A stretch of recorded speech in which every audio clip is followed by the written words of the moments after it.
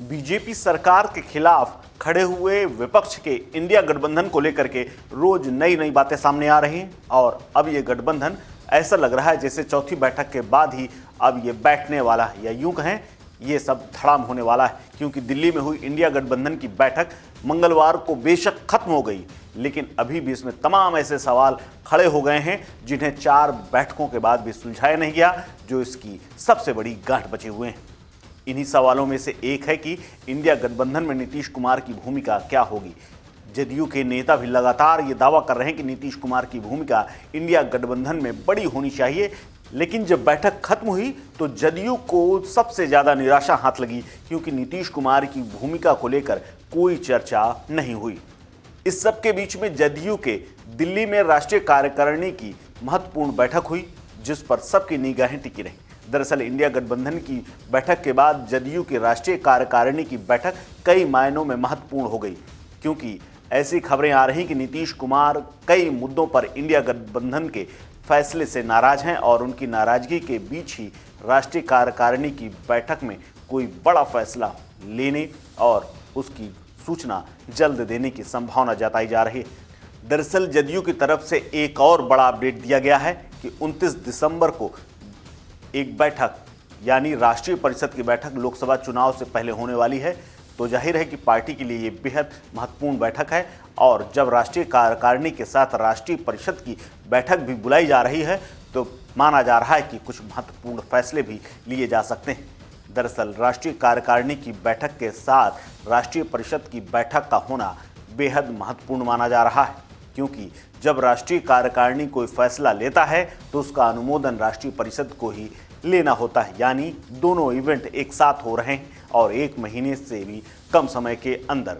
इसी वजह से बैठक को लेकर चर्चाओं का बाजार गर्म है कि कोई ना कोई जदयू बड़ा फैसला ले सकती है और नीतीश कुमार एक बार फिर से कुछ ऐसा कर सकते हैं जिससे पूरा देश चौंक जाए। राष्ट्रीय कार्यकारिणी में 99 सदस्य होते हैं, तो वहीं राष्ट्रीय परिषद में 200 सदस्य होते हैं। इस बैठक में जदयू ने पार्टी के तमाम राष्ट्रीय पदाधिकारी, राष्ट्रीय कार्यकारिणी के सदस्य, लोकसभा और राज्यसभा के सदस्यों के साथ साथ जिला अध्यक्षों और समिति के सदस्यों को भी बुलाया गया है।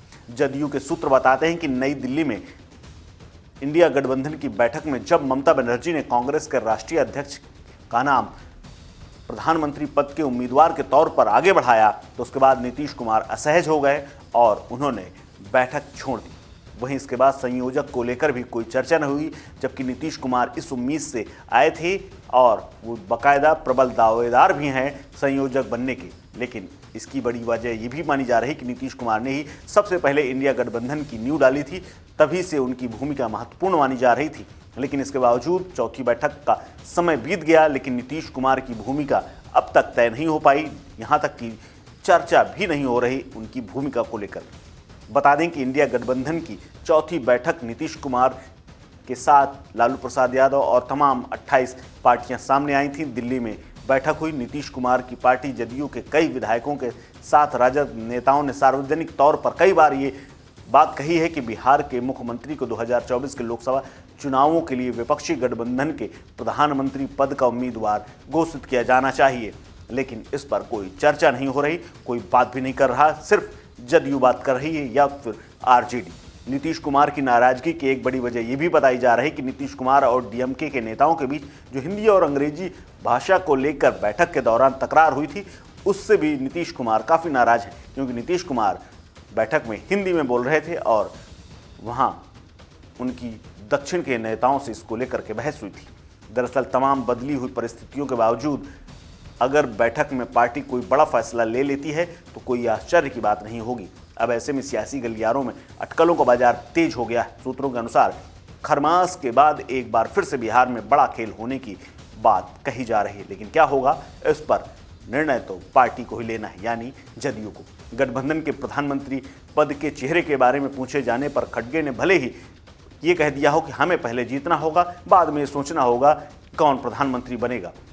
सांसदों से पहले पीएम पर चर्चा करने का इससे पहले कोई मौका नहीं है जब तक जीत नहीं जाते। हम मिलकर बहुमत हासिल कर लेंगे और कोशिश करेंगे कि बाद में पीएम पद का यानी चेहरा बताया जाए। कांग्रेस प्रमुख ने उल्लेख किया है कि गठबंधन सहयोगी राज्य स्तर पर सीट बंटवारे की बातचीत पर ध्यान केंद्रित करें और देश भर में सार्वजनिक जनसभाएं करने की तैयारी शुरू कर दी। लेकिन जदयू है क्या राष्ट्रीय बैठक के बाद कुछ बड़ा फैसला लेने के मूड में दिख रही है, जो कि 29 दिसंबर को होने वाली, यानी नए साल में कोई नया धमाका जरूर हो सकता है।